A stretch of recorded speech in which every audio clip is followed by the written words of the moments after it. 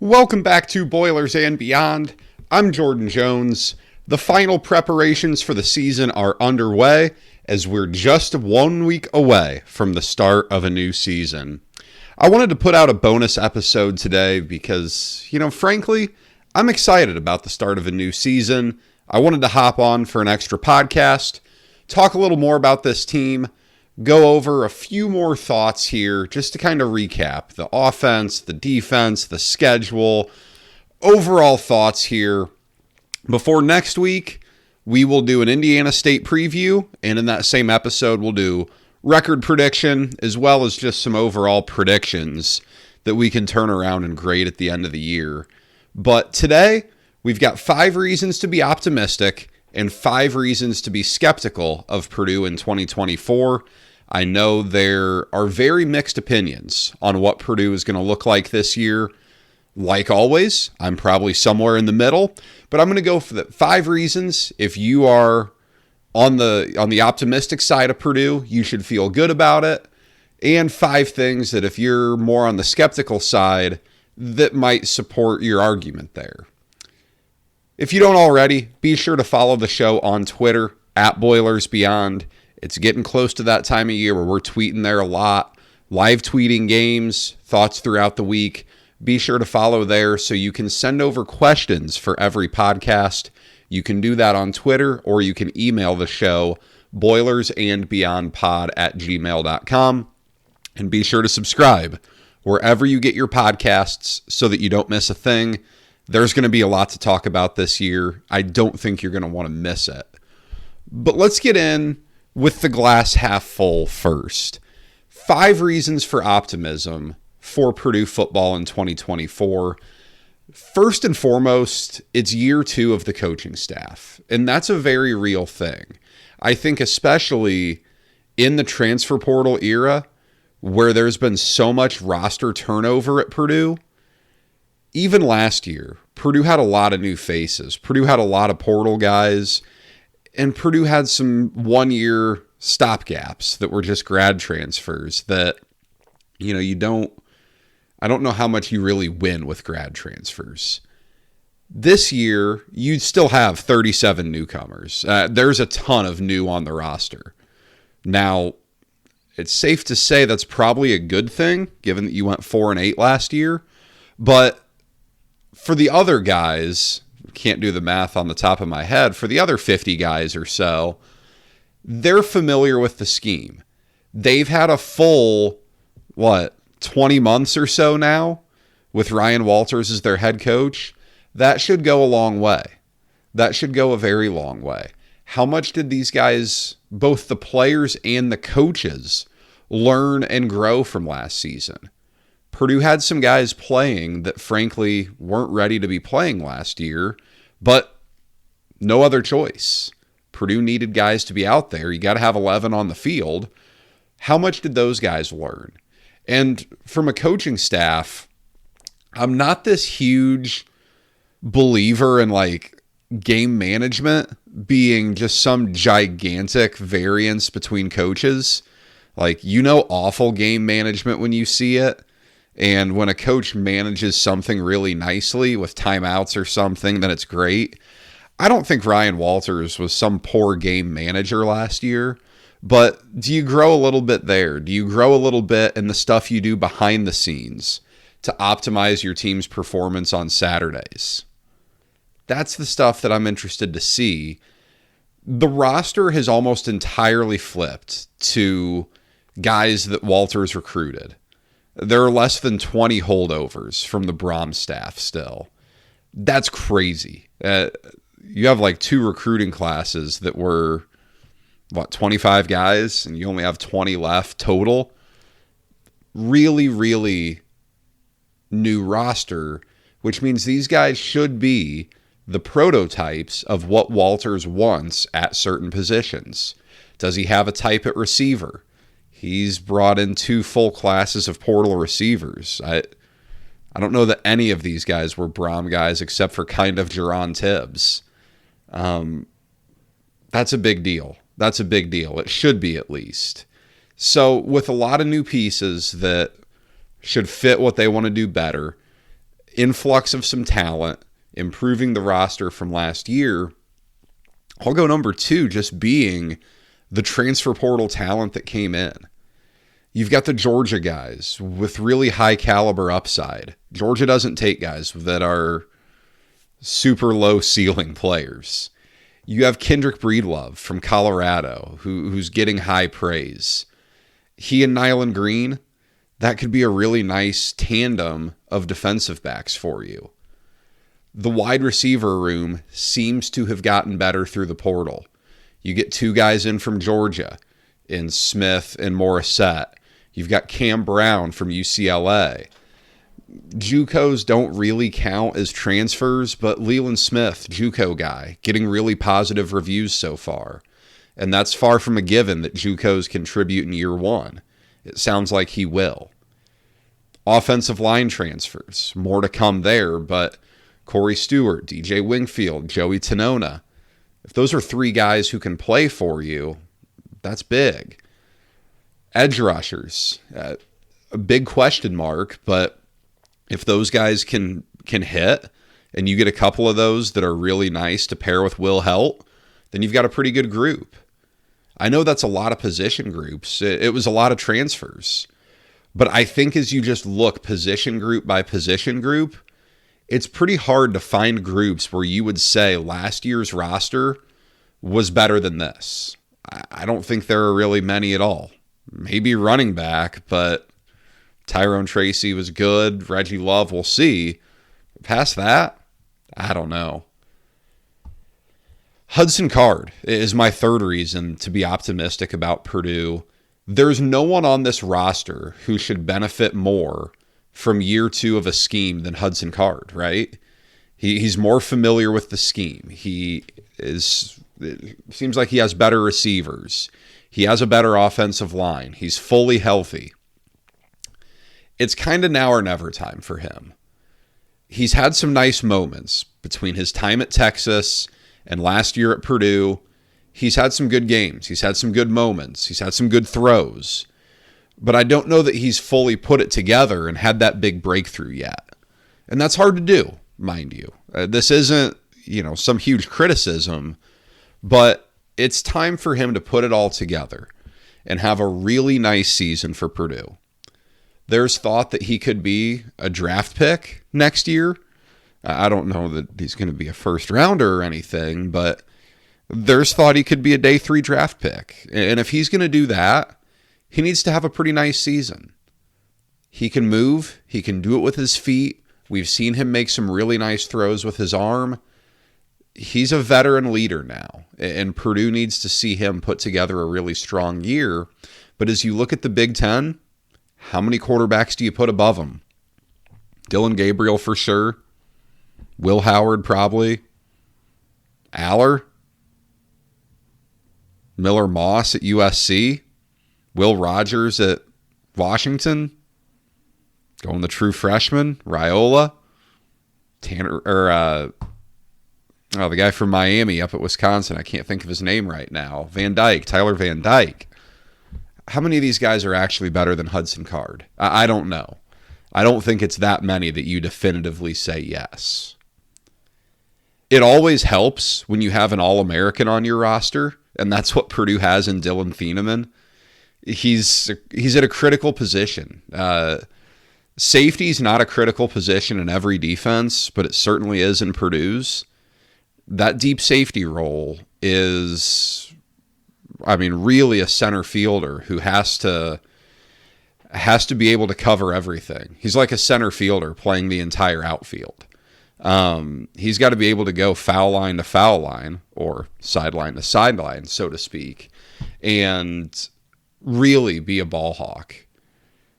The tackle numbers were out of this world. Will they be replicated? I don't know. I'm the same guy who said that about Zach Edey's stats his junior year, and then he replicated them. We'll see what he does, but it's absolutely a reason to be optimistic. He's going to be returning punts as well, it appears. There's been some buzz about that. And look, I'm a little torn how to feel about it. Obviously, it goes without being said. You can't afford to lose Dylan Thieneman to injury. Anything that increases the chance of him being injured is questionable at best. On the flip side, he's going to play every snap on defense for you. His injury exposure is already super high. Not any more than anyone else being out there, but he's going to play a ton. What's a few more plays where in all likelihood, he's going to fair catch the ball? It's not like you're returning a ton of punts in this day and age. If you got to be smart about it, there's a fine line. If you can have a game changer back there, you need it. Purdue hasn't had that in some time. Rondale Moore was supposed to be that. He never really was as a punt returner. But,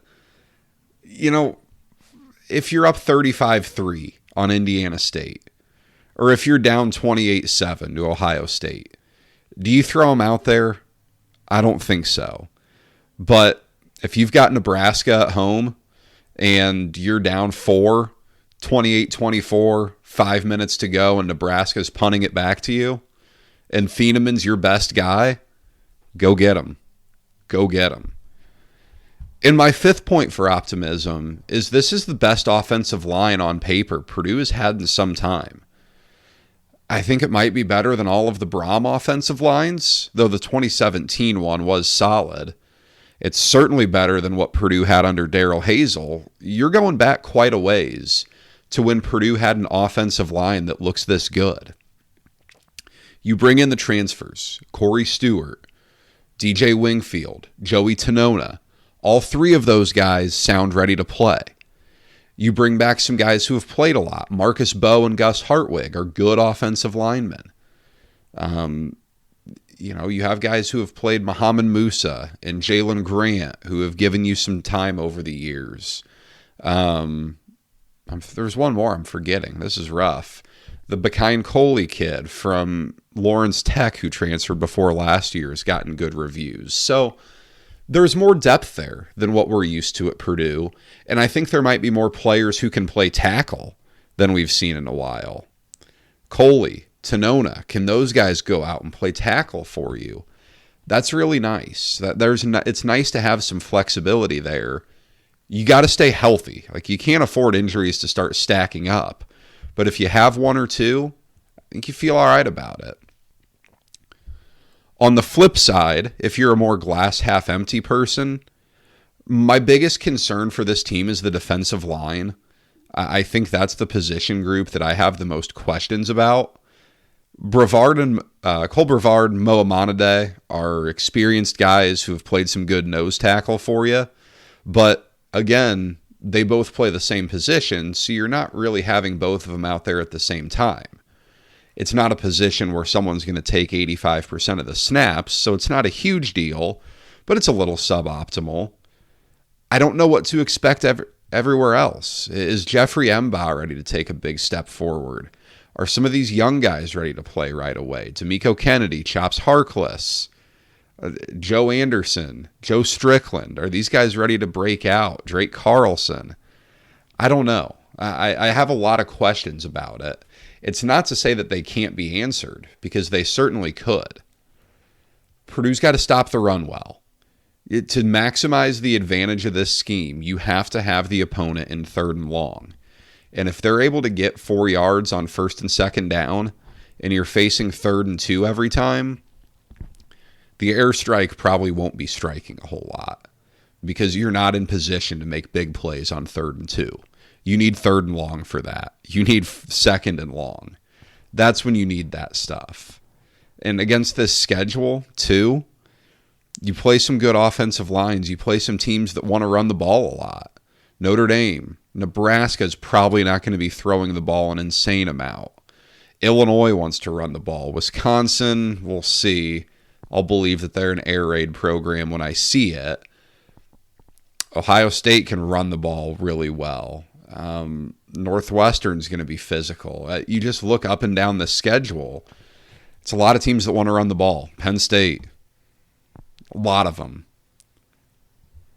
My number 2 concern here, who's the backup quarterback?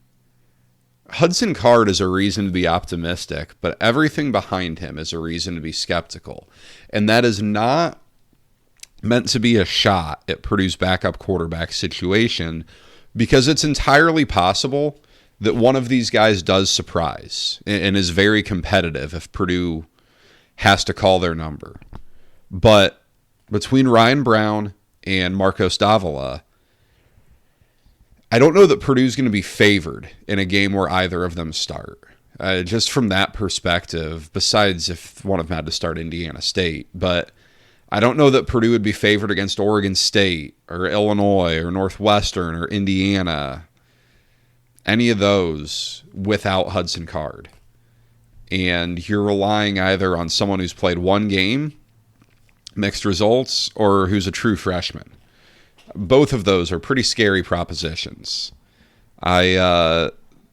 It's a big leap of faith to think that either one of them will be ready to really lead Purdue to competitiveness right away this year. I'm curious to see what that looks like if it happens, because remember, I say it every year about 8 times, Purdue hasn't had a quarterback last the entire season since David Blau in 2016.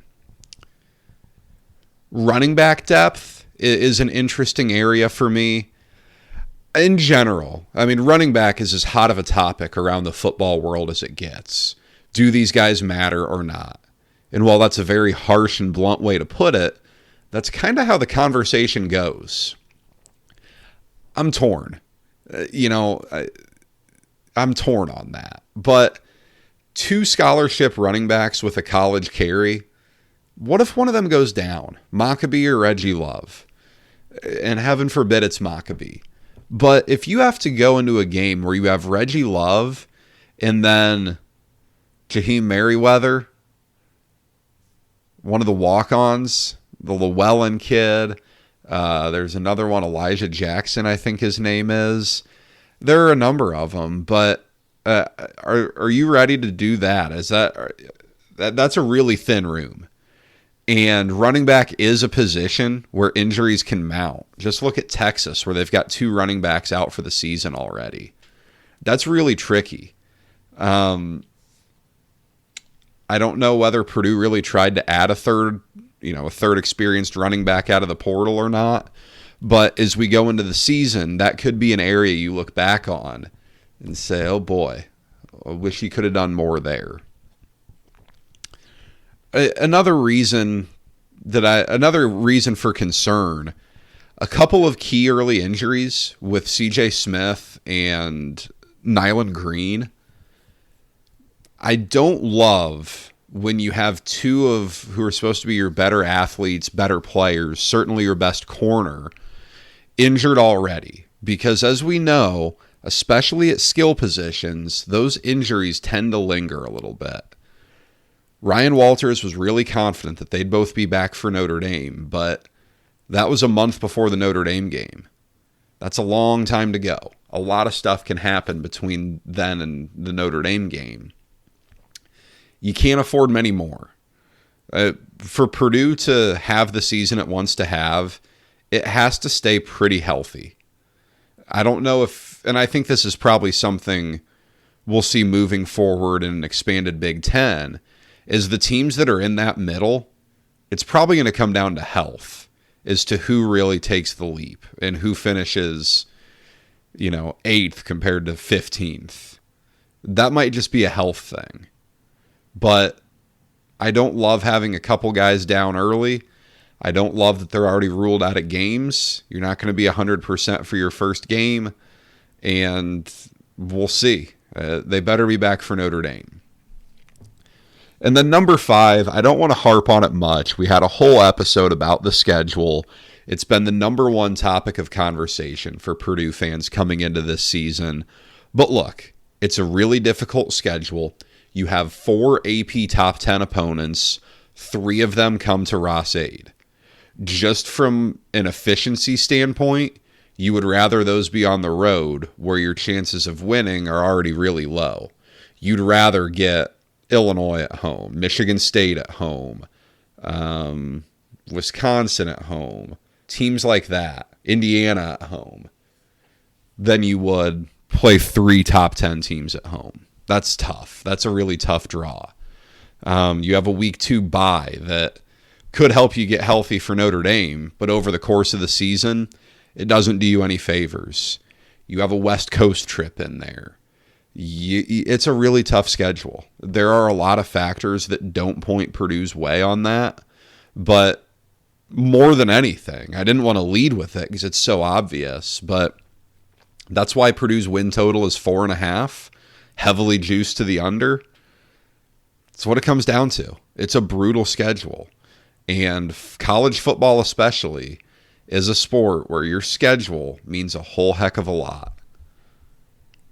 After the break, we are going to get into the Q&A. I hope you enjoyed that. I hope you got some something out of that, just some reasons to be optimistic, some reasons to be skeptical. We'll get into the Q&A after this. This episode is brought to you by me. Yes, me. When I'm not watching sports, or more accurately, talking about them, I'm talking insurance with the people of Indiana.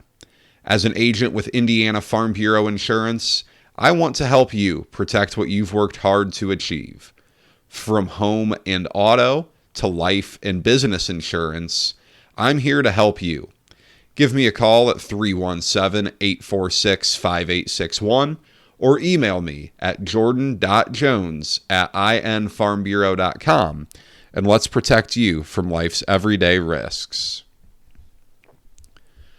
Couple of questions here from the audience. Number one, what kind of role do you see for Ben Furtney this season?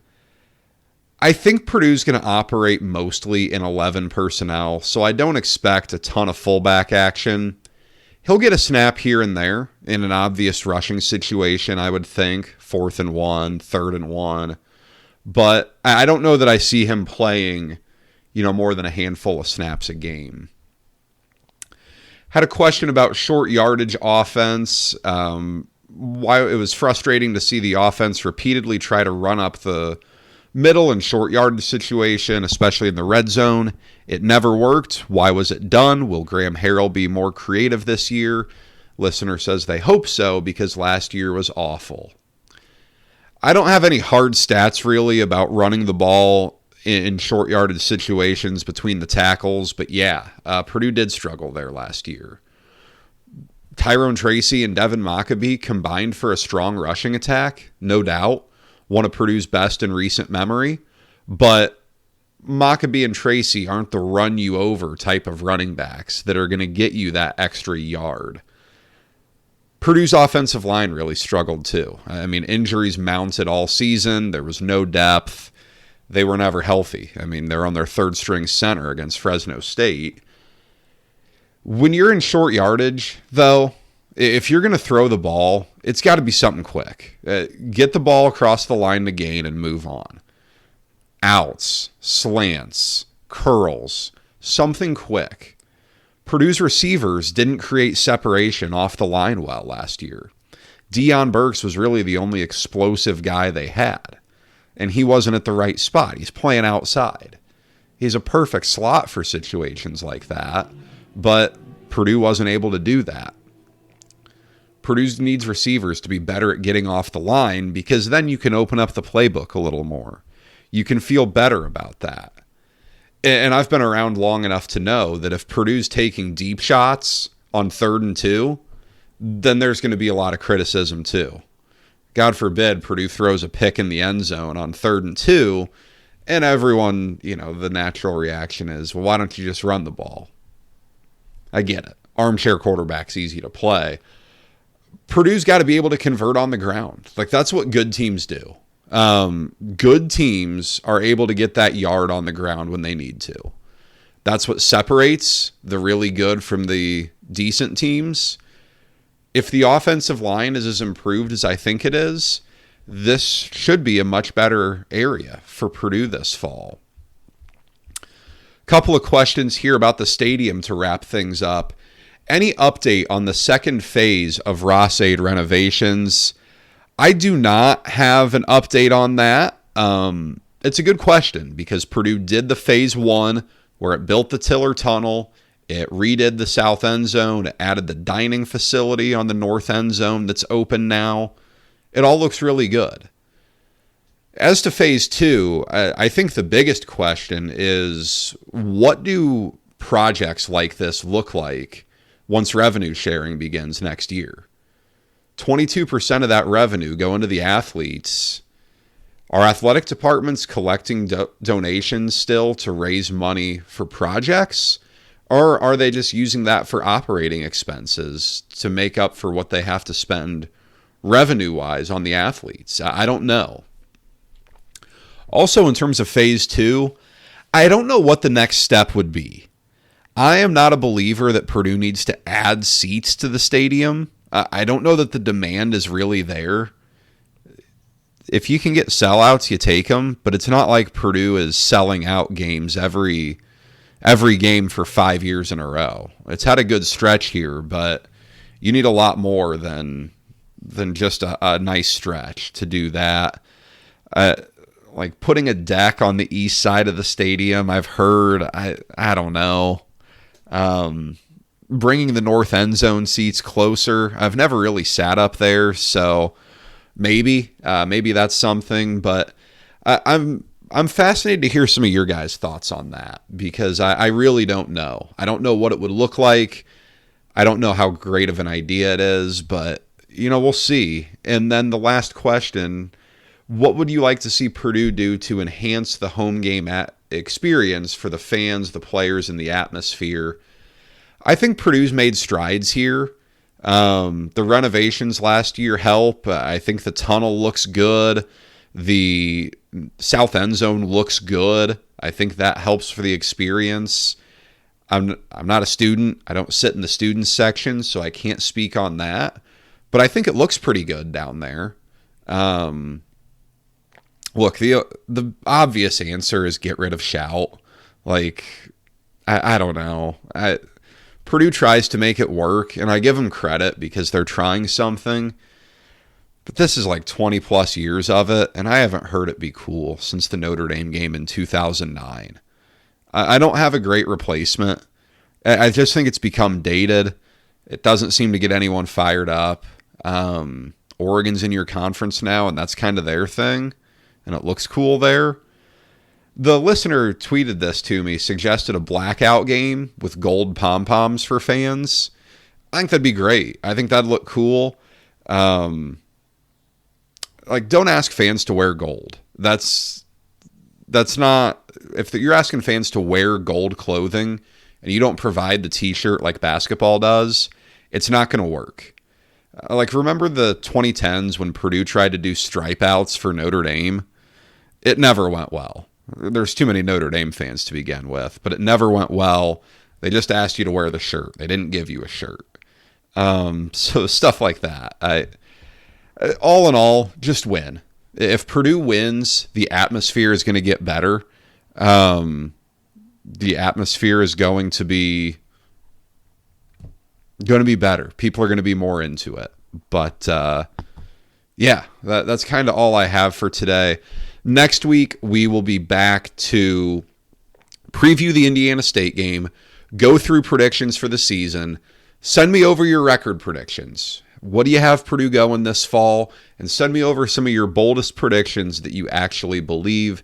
Do that on Twitter @BoilersBeyond or email the show boilersandbeyondpod@gmail.com. And be sure to subscribe wherever you get your podcasts so that you don't miss a thing. Until next week, guys, enjoy week 0 and enjoy that final weekend without Purdue football.